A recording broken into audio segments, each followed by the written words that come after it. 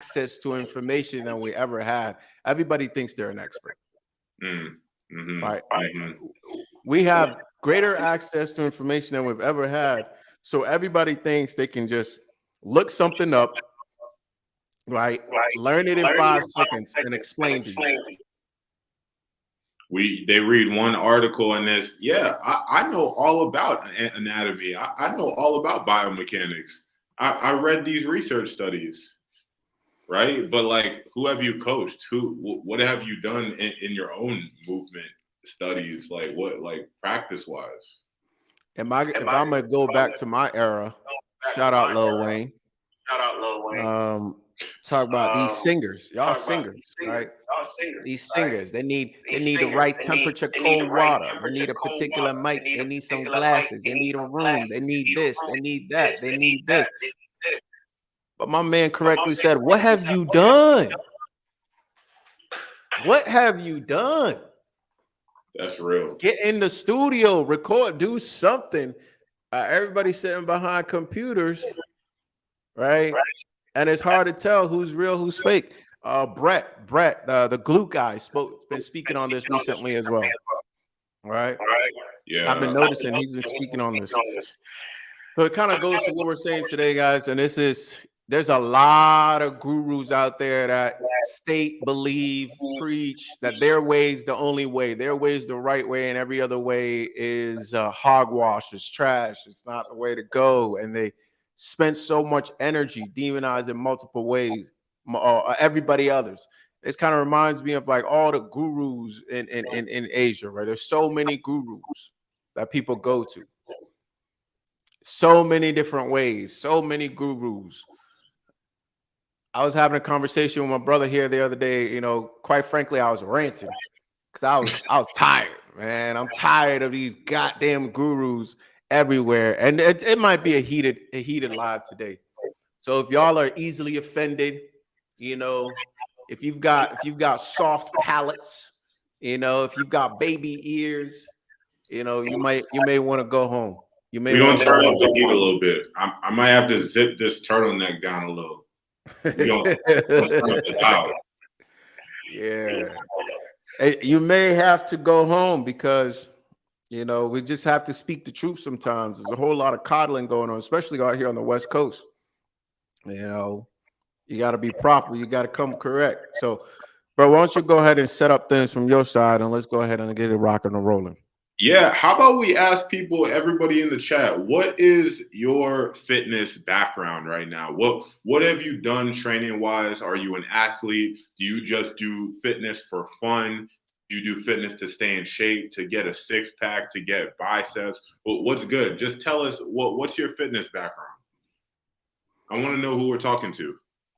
And I think this is really incredible. If you're confused, I think it is important. Fitness and health to me are not the same thing.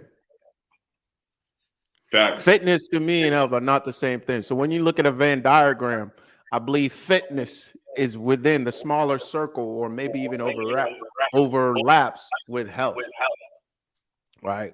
What we typically call fitness here in the United States typically is geared towards sports athletics, typically speaking, right? But there's a whole lot of, I remember I used to drive to school. I'll see this man doing Tai Chi every single day in front of his eye. I'd never seen this man ran a 40 or jumped in his life. Seemed real healthy to me. Yeah. That's you know, I also seen athletes who can run 40s and jump and they drop dead on the field. Facts. Right?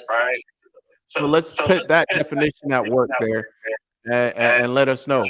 You know, you got track and field, but I tried bodybuilding, gym stuff, ruined my athleticism. Yeah, that's real. Everybody who just came in, drop your fitness background in the chat. Fitness, not health. Fitness background. Have you played sports? Have you trained for performance, wanted to jump higher, wanted to achieve some aesthetic look? Just drop in the chat so we know who we're talking to. Danny, how you say it? Drop in the chat. What is your fitness background? Yeah, Will, I feel you. I'm drinking too much. Any advice? Stop. Yeah, that's probably the best advice is stop. Stop. If you need more than that, shoot me a DM. Let's hop on a call. Granillo 1212. Everybody who just came in, drop in the chat. What is your fitness background? I want to know who I'm talking to. What is your fitness background? Kara, what's good, girl? Drop in the chat. What is your fitness background? Me and Kabi want to know. Drop it in. Pop. So today, man, as you guys do that, as you drop in there,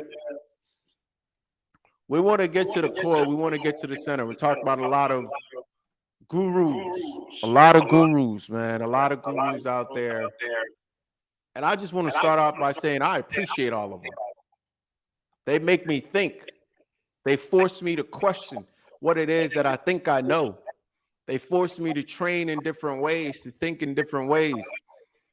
And I have found that more than not, they have all found a portion of the truth. Guys, what we're dealing here is 3, 7, 10,000 blind mice. They're out here feeling on all types of the elephant and claiming that it's an ear or it's a fan, it's a rope, all right? It's a tank, all right? It's a tree. As y'all are dropping in, drop your fitness backgrounds in the chat. Let us know who we're talking to. What we want to do today is get to the center. Is get to the core. All right. I want to engage more. I'm working on a few modules or modalities. Boy from the gym. He's the sales manager at the gym I go to. But I sell personal training. I'm a sales manager. I played all sports, some college, and I have international accredited certs. Focus around health and wellness. Bro, what are your certs?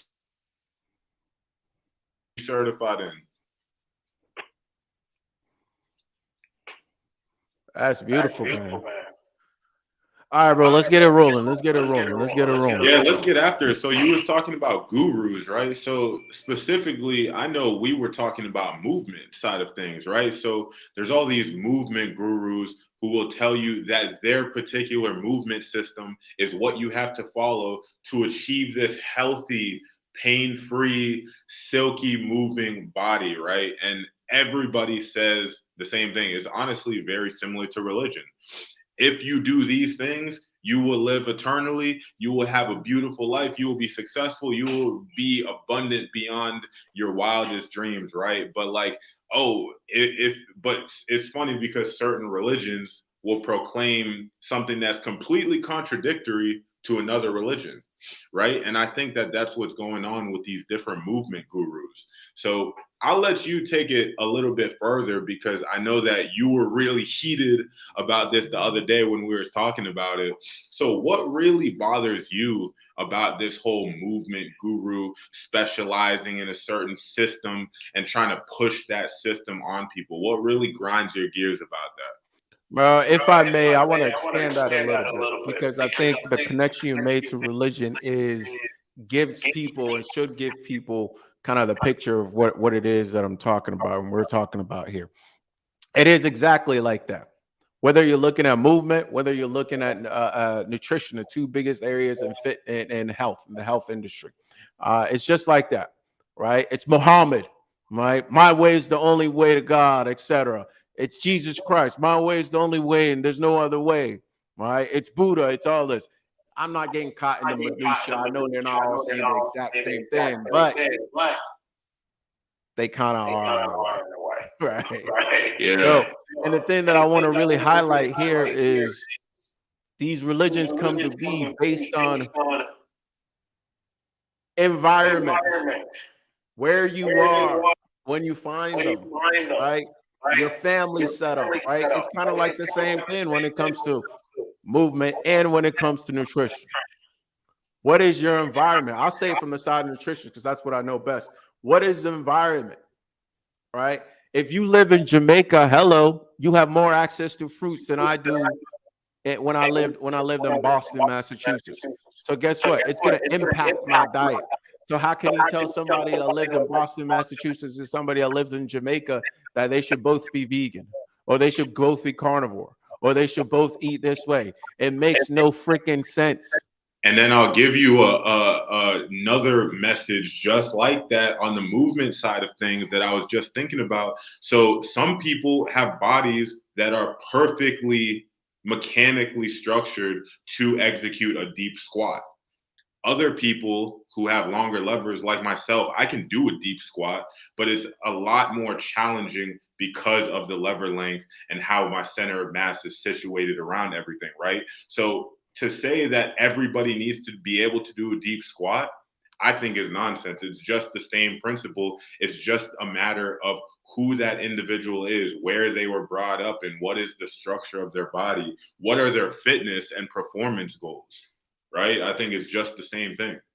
That is a great example because that's one of the most great, that's probably one of the biggest BS's I had to work my way through as a young trainer, right? The whole, well, you should be able to squat to take a shit. Yeah, but not with 300 pounds on my back, you moron. Yeah. All right. Come on now. That's a huge difference. And this is the thing. This is what bugs me about it, right? Because that example is exactly what we're talking about. Like, you should eat meat all the time, meat for every single meal, 300, get half your body weight in protein for every single meal. Why? In what circumstance? For what? Why? Right. And let me ask you this, man. And I'm gonna give you another example here. For I can't tell you how many people in the last, I don't know, year or so, come up to me when they find out what I do and start talking about liver. Guys, and no, I'm not saying liver is bad. I'm not saying liver is. I'm just saying it's like we got so many sheep out here, man. Why? Because you see this man out here looking the way he does, acting essentially, right? And you think you should be out here just guzzling down liver. Bro, I even had an acupuncturist. I'm not going to put her on blast, but I was talking to an acupuncturist, and obviously you would think that an acupuncturist is very well knowledge in health and is very particular about the supplements or the way that they eat and all that. But she was along the same lines of what you're talking about right now. She brought up to me, she was like, "Oh, do you ever eat any liver? Do you supplement with any kind of organ product?" And I was like, that's a loaded question. How crazy is that? How crazy is that, man? This is the world we live in now. And no, I don't think I am, guys, if you don't know right now, right? I've been to a good amount of education, currently studying acupuncture, seeing those classrooms, seeing the people in those classrooms. I don't make that assumption anymore because the curriculum is crafted by somebody and it has to meet a particular standard, right? And it's crafted in the United States with a particular lens. Okay. So regardless of, and I went through that thinking, oh, I'm gonna be more well-rounded, etc. Thinking about this is what I see, right? You cannot escape the gravitational pull of Western medicine. It is what it is at this point. Right. And I'm not saying, and I don't even realize it's not necessarily even Western medicine alone that is the issue. It's kind of our own human limitations. Right. It's kind of our own human limitation. It's being out of harmony, right? And just because the Bible has a lot of good things going on doesn't mean that every pastor that picks up the Bible to preach is preaching a good message. Okay, guys, I spent a lot of years in the church. I'm gonna tell you that right now, right? A lot of pastors who pick up the Bible use the same exact word, but use it for good. And a lot of pastors who pick up the Bible use the same words and use it for bad. It's the same thing. I think it's the same thing in movement. I think it's the same thing in nutrition. I think we have to learn to be more discerning in what it is that we're consuming and how we're filtering these messages that's coming to us. And it comes down to what could be. It comes down to awareness. It comes down to awareness. It comes down to being able to create a feedback loop within yourself. And we're gonna dive into that a little bit. We're gonna dive that on the movement side of things. My brother's gonna break that down in terms of creating that feedback loop, because I think that's really it. Being your own scientist. See, when you have had certain experiences, you can look at a man like Liver King and be like, I'm sure liver is great. I'm not saying it's not. But you telling me I gotta eat how many pounds of liver? And then I look like you? Nah, you playing. You playing. And then we find out my man's is out here shooting shit up his buttocks.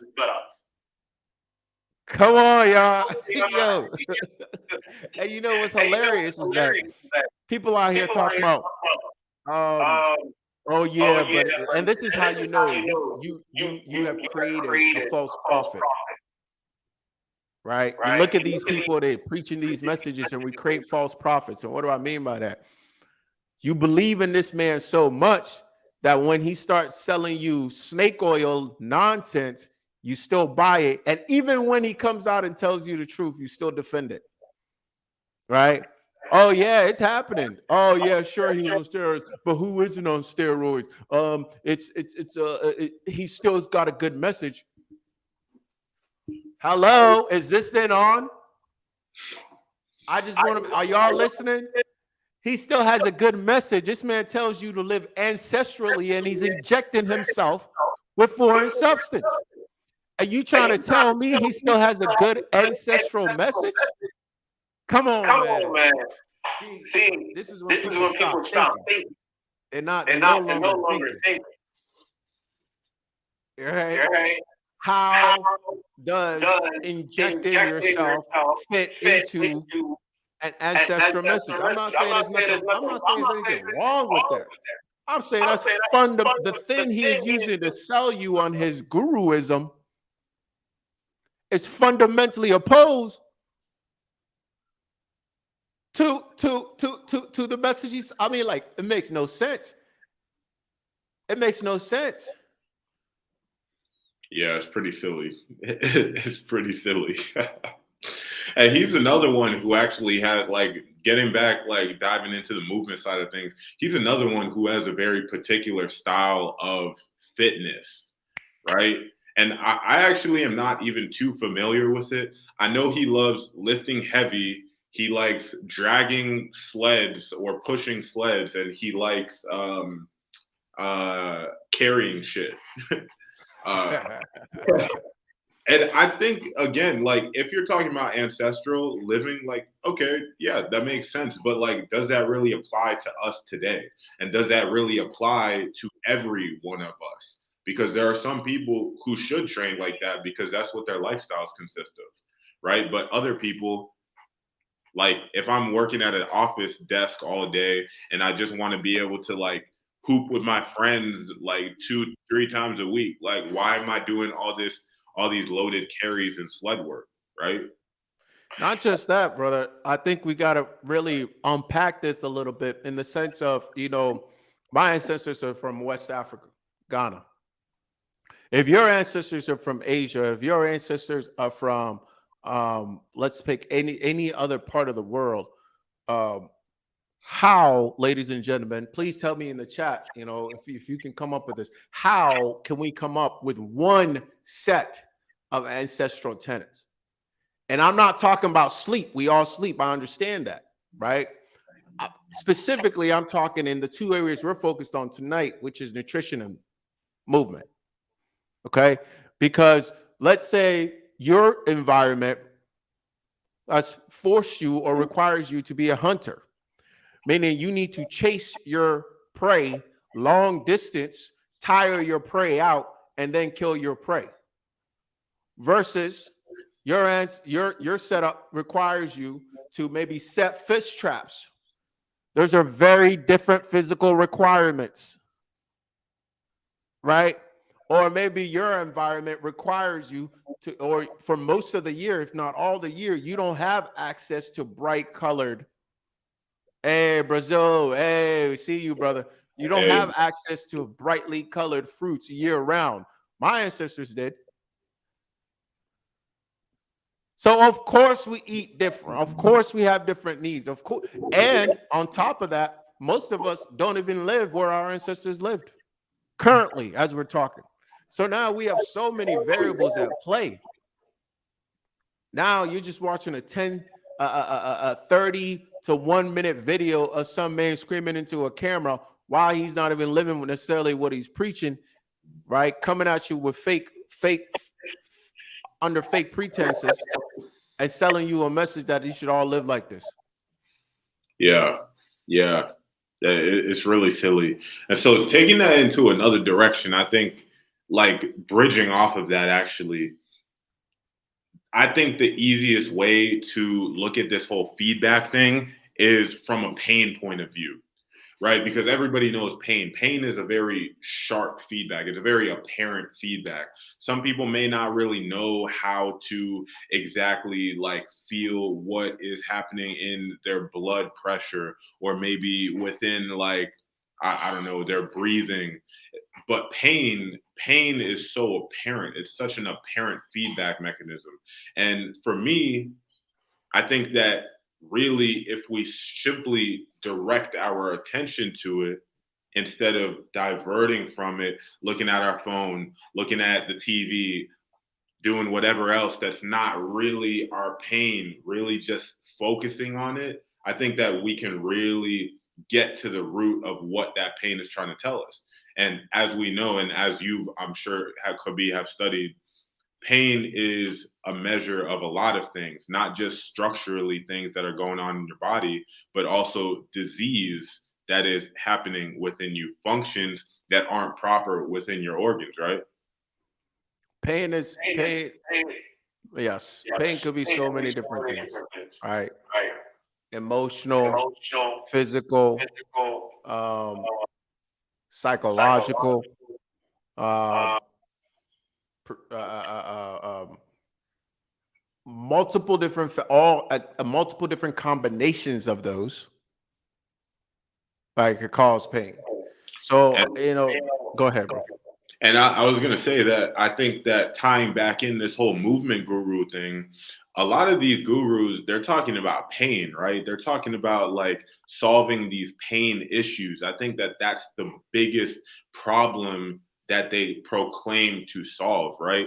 And most of them I see are talking about these biomechanical principles. They're saying, oh, if you just improve your posture, you just do this, you just do that, in terms of like how you're contacting the ground or how you're orienting your spine, then you'll be pain free.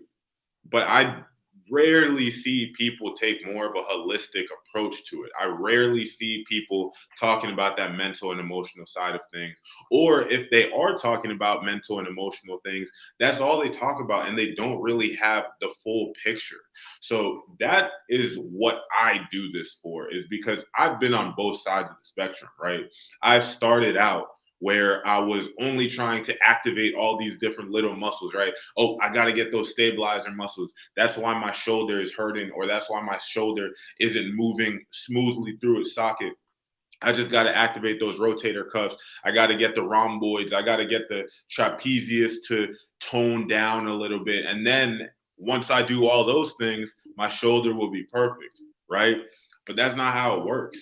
Number one, how can you, with the hundreds of muscles in your body, how is it possible to find the right balance between all of them, to tone down the muscles that are overactive or too tight, to kind of like bring up the activity in the ones that are weak or not operating as much as they should be? You can't, because there's so many structures within your body. So what you have to do is really draw yourself internally to feel the issue going on. I think the problem is that people logic it out. And I think that's ultimately the problem with this whole Western way of thinking about things, is that it's so thought based. It's so focused on logic and how things work from a logical perspective, that people aren't taking the time to come inside of themselves to feel what is actually going on inside of them for themselves. Does that make sense?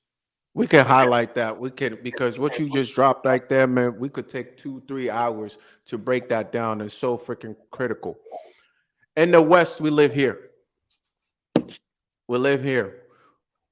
And the problem of living here is you feel like you as a whole being are located here, and you're just sitting perched up here and observing what's Yeah. going on. But the truth of the matter is we are a mind, body, spirit complex, and we only exist in a dynamic relationship with our environment, which includes other mind, body, spirit complex, other factors, other forces that are at work, including things like that we term gravity and all of this other stuff, right? We exist. We cannot be separated from that.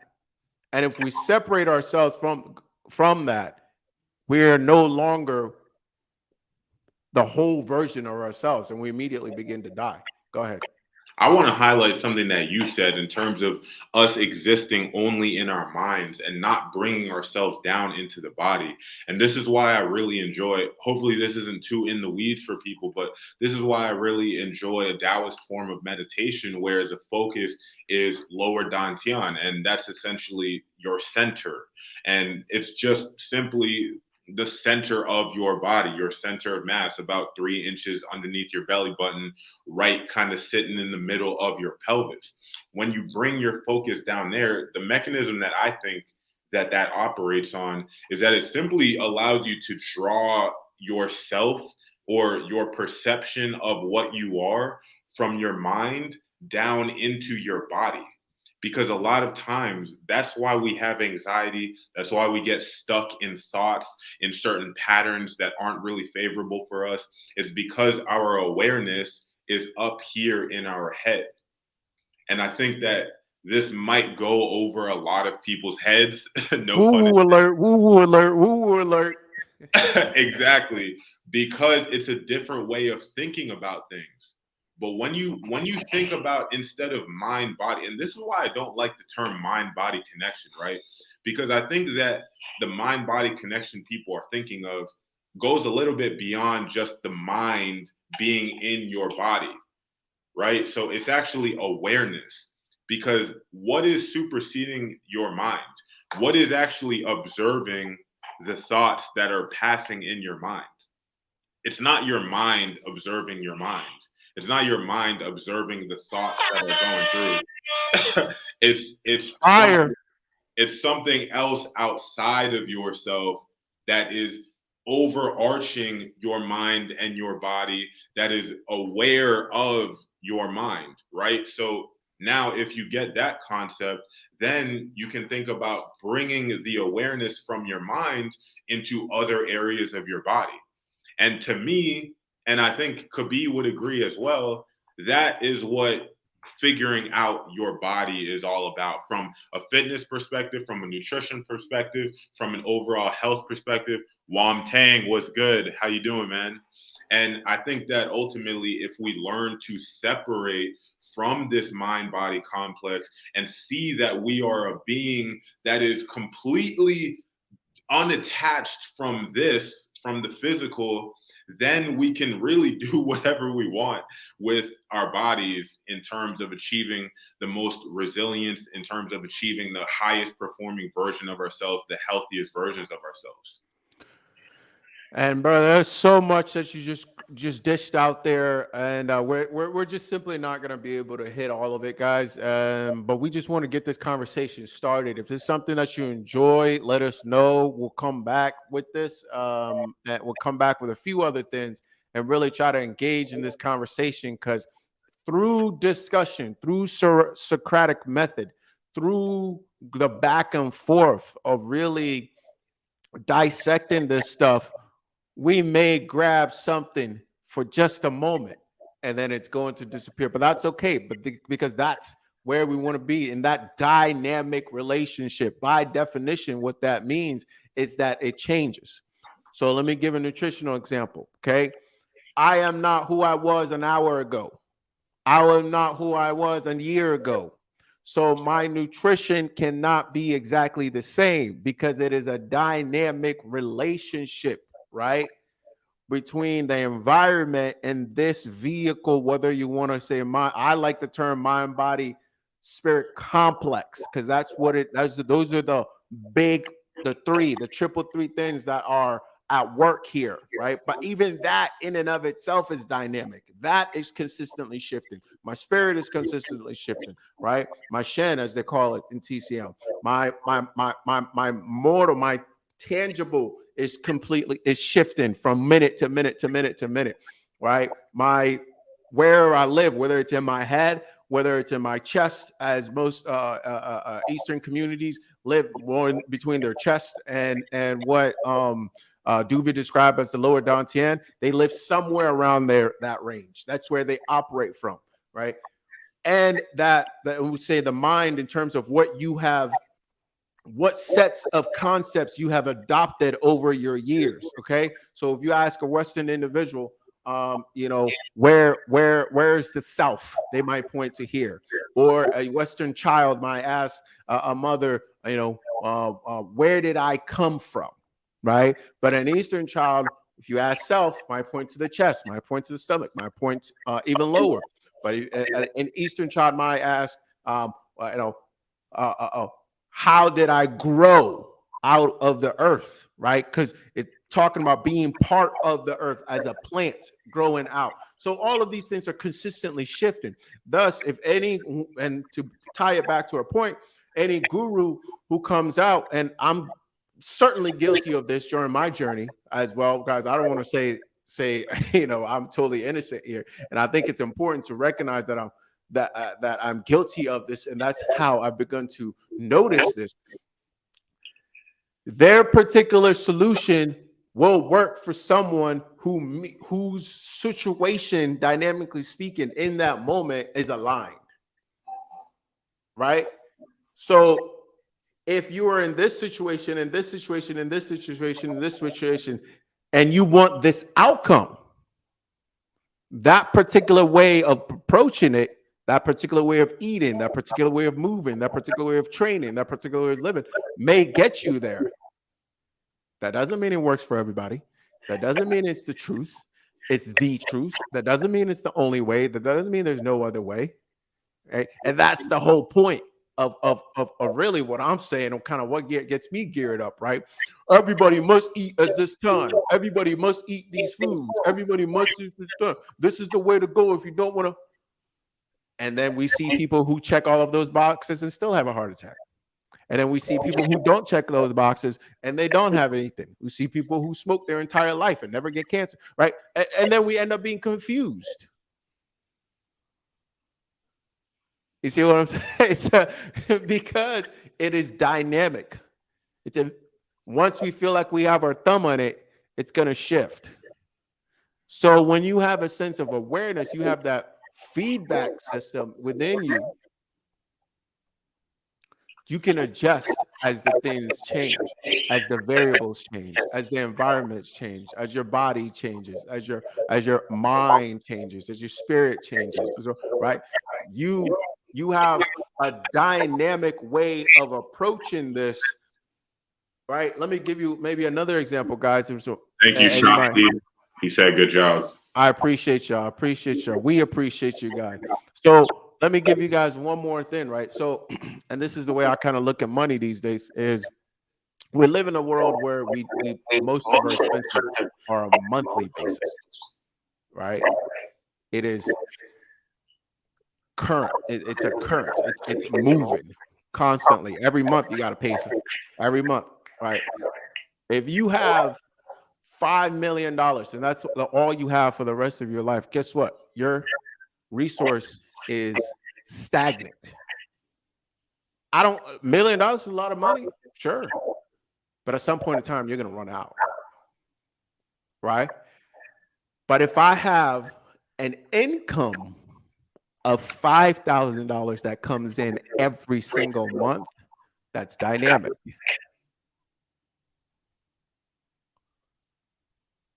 You guys see the, do you put it in the chat if you see the difference or if that totally threw you off? Put it in the chat. Just say yes. Yes, you see the difference, okay? I now realize that, oh, I don't want just like a stack of money. I want cash flow.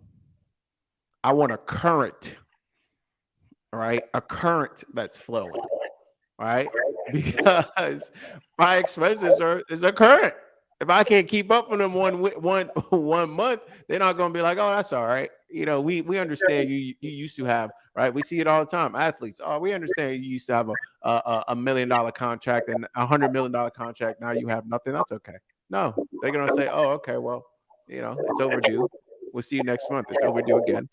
All right. Shout out Antoine Walker. All right.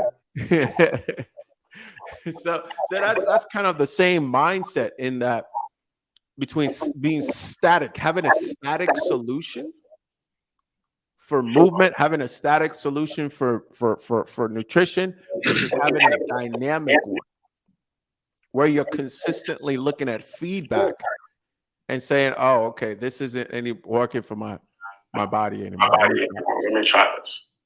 Right. By having a set of way of thinking about it that can guide you down the right path. Not just like you're just trying whatever. Go ahead, bro. Yeah, I want to highlight what you said by sharing a story with one of my clients. So I had this dude, James. He was an 800-meter runner. Well, he still is 800-meter runner. He's 19, 20 years old, something in that area. And he came to me with this chronic achiness in his upper back. And I think a lot of these Gen Z kids are facing that kind of trouble. He said Gen Z. Whatever they do on the phones. And then I think there's like more to the whole posture thing than just simply like the physical, right? As we spoke about, there's some emotional component to it too. They kind of just are more closed off in a sense, right? So basically he came to me, he obviously wanted to remediate that upper back pain, and he also wanted to cut down his times in that 800-meter and the mile time as well. So basically what we did, sure, I could have told him like, hey, you got to learn how to activate these core muscles. You got to learn how to position your body properly. Again, I do think that is important. But what we mainly did, what my focus was to, through these exercises and sequences that we did, to really bring his attention to the way that he was breathing, to the way that he was holding his spine through these different movements. So instead of just saying, hey, do these exercises, activate these muscles, I was more so in the arena of bring your attention to these aspects of your body function. Right. So after literally just a few times of doing one simple exercise, I love the bear crawl. So on hands and knees, bring the knees a couple inches off the ground. That's one of my favorites for helping people really come to understand their body and their core in a new way. Once you add in a little bit of breath, full exhales, full inhales, you take that thing to another level. But basically, a month into the program, he spoke about how he was feeling new muscles activating in his core and his torso that were just giving him more structure and stabilization. And that's, again, without necessarily focusing on what muscles he was using. He naturally found that through bringing his awareness to these certain functions of the body that a lot of times we lose function. We lose awareness of. So the pain was completely gone after just a few weeks. And he started seeing these major improvements in not just his performance, but also in the speed of his recovery between workouts. I have this quote somewhere where he literally was saying that he's recovering way faster than normal, more so than his teammates, to the point where he's like running reps in between the reps that the coach assigned, right? Like he's doing more reps because he literally just feels so recovered. And I think part of the reason why is because we brought awareness to his breath, and now he's able to utilize the full depth of his lungs. So now he's actually oxygenating his body better. And so he's able to recover better as a result. So a lot of times when we have upper back and shoulder blockages, this can actually block out or block our airflow through the lungs, and clearing that off can really provide a lot of benefits. So last thing I want to say about him is that he shaved 15 seconds off his mile time in the 12 weeks that we worked together, and he qualified for the Swiss national championships. So this awareness thing, like, it's no joke, man. Like, this is the main thing. This is the main thing that I wish I knew coming up as an athlete, and through my journey, even in correcting in quotes my body and my movement and becoming a better athlete. Right? It's just, what can I do with my awareness? Where can I direct it? Let me know if that makes sense to any of y'all. E-Key said that's super dope. Appreciate it. Yeah, anybody else? Shakti, yeah, you're welcome, brother. Samara, what's good? Welcome to the chat. Herbs, ERB, herbs. Was good. He should have made it to our last conversation, talking about the herb. The herb. That's right. That's right. That's right. Anyways, yeah, I just tell y'all that story to show you the power. Hey, news on. Hop on Instagram. Hop on Instagram. Yes, sir. Hey, man, that's a great story. That's a great story, and you know, it's just an example of what it is that we're here talking about. I want to give you without I'm putting names out there, man. I had a client come to me, and they had been following the carnivore lifestyle. They had been, and they were starting to, meaning they were eating. They just switched over to eating a ton of meat. Completely moved away from pretty much everything else, and felt good for a while, but then started to really have some issues. Has some gut issues, constipation, a little bit of bloating, energy was a little low, was starting to get dizzy, right? And what we really looked at wasn't really about necessarily changing their diet, but first and foremost, restore their gut. All right, went through a process. For me, went through a process of fasting to really allow the gut to heal itself. All right, feed the gut through good fiber and allow it to really take care of itself. Give it some time. Right, remove everything, give it some time, just liquids, things like bone broth, etc. And I have a whole process that we go through. We did that for about 10 days, and then we gave it some good fiber, allowing the gut to feed first, because that's what the gut feeds on. And then slowly we're introducing a couple of things. But the main thing we really paid attention to was, what did your ancestors, and they were of Mexican, kind of South American background, what did your ancestors thrive on? Right? And we'll actually send them out. Go talk to your grandma. Go talk to your talk to your ancestors. Talk to your what did they eat? Right? And it turned out like they ate a lot of corn. Right? They ate a lot of corn, tortilla, that type of stuff. And I'm like, well, why did you stop eating it? Because it was like, it's giving me issues. Well, where are you getting it from? All right. And it really turned out actually that it's more so an issue of the quality of the stuff that was eaten and less of the stuff that the actual category of food that was causing an issue. Because once we allow the gut to heal, right, he was easily able to go back to eating some of those things, and just improved, was just a lot more careful about where he got it from, how he prepared it, right? And with what combinations of things that he ate it with, and making sure that first and foremost, he fed the gut with good fiber. And also making sure that he was satisfied with the meal. Doing great. Lost about 25, 30 pounds. Doing fantastic. And never has to come back to me. Right? Now understands what are the variables to look at to make these tweaks. And it wasn't, I need to all of a sudden now go carnivore. I need to all of a sudden now go vegan. I need to all of a sudden, no, it doesn't, those labels don't make sense for everybody. You It gave might him work for the keys. somebody. So You gave him the keys, bro. Gave him what? The keys. Oh yeah, right here. Let me toss it out. Go drive. So, and that's really what we're talking about. And ladies and gentlemen, I realize my phone is quickly dying here, and I can't really plug it in and be on here. So we would love to give y'all a little bit more, but let us know, man. Let's pause for the next maybe 2 minutes. All right. Just put like a 1. Put like a 1 in the chat if you got something out of this today. Like if you're still with us and you got something out of this today, put a 1 in the chat. Put a 1 in the chat. Let us know that we're not just wasting our evenings when we could be off with our significant others, real comfortable on the couch, watching a little something, nuzzled up, with a little hot beverage, right? We could be doing that, right? But we spending this time with you guys right now, dishing some knowledge, really making sure that, giving. We're not selling nothing right now. We're not selling nothing right now. Okay. If you want to dive in, right?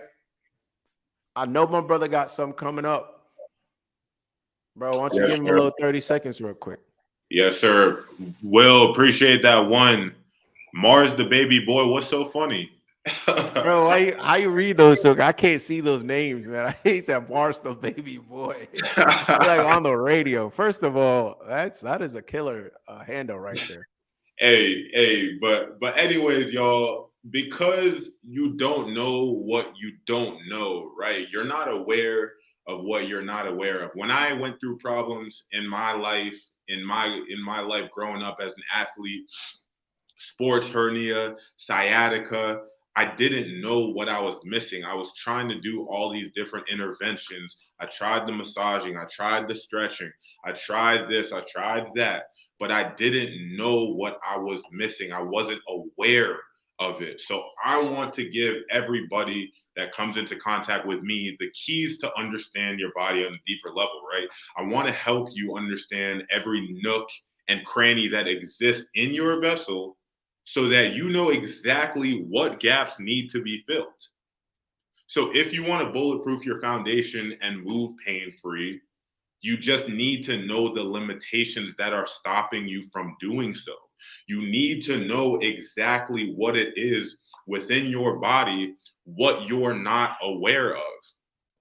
So I've created this Mind Your Foundation challenge, right? So we're going to go into covering the main structures of the body that we often lose awareness of.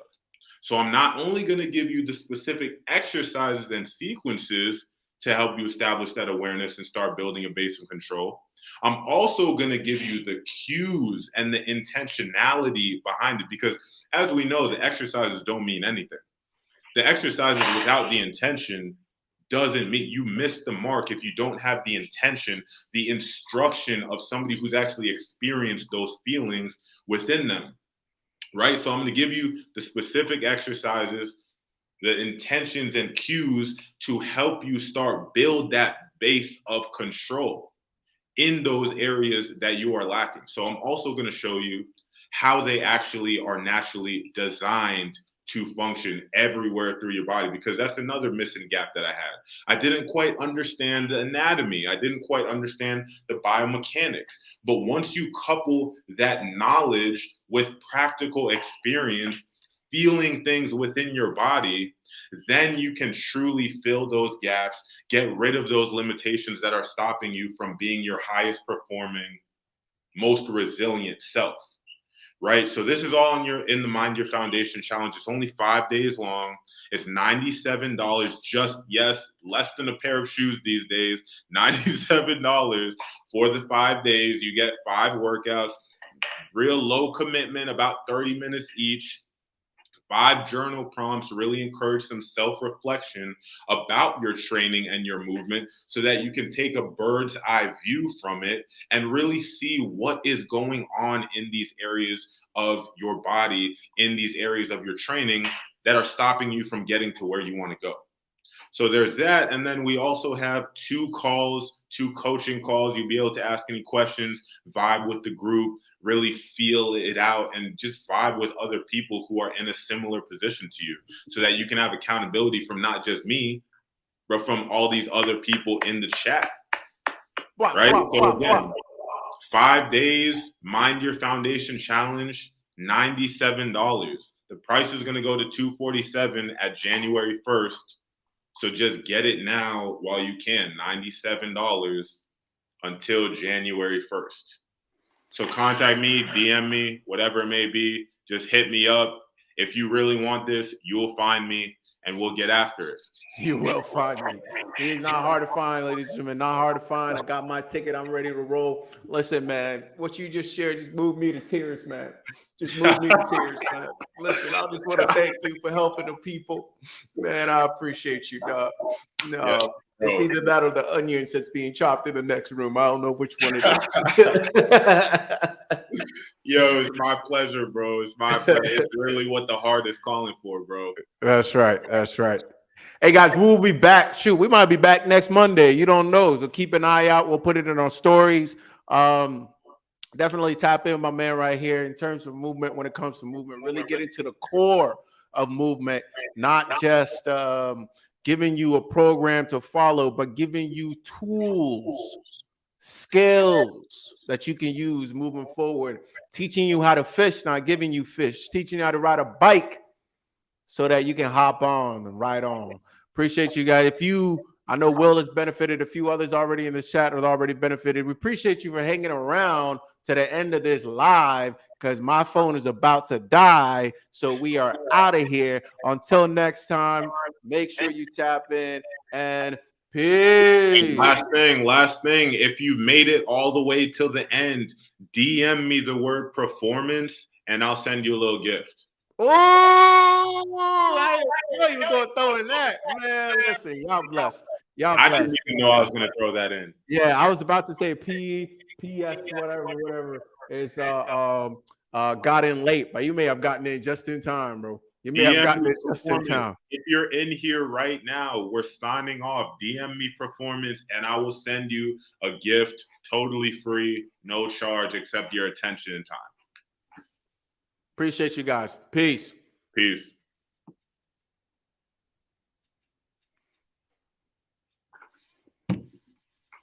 Getting off, ending this broadcast.